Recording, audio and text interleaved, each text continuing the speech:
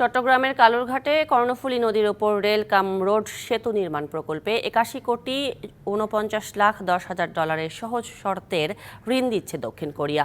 এ বিষয়ে দক্ষিণ কোরিয়ার এক্সিম ব্যাংকের সঙ্গে চুক্তি সই করেছে বাংলাদেশ। প্রকল্পটি রেলপথ মন্ত্রণালয়ের আওতাধীন বাংলাদেশ রেলওয়ে বাস্তবায়ন করবে।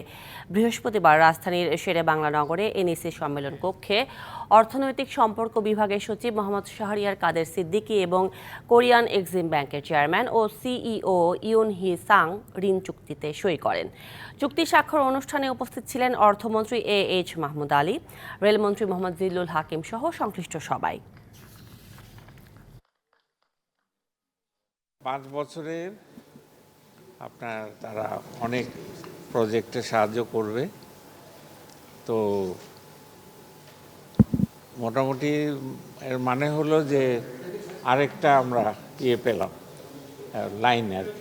নগদের কাছে সব গ্রাহকই প্রিয়, তাই তো সারা দেশে ক্যাশ আউট চার্জ সবচেয়ে কম।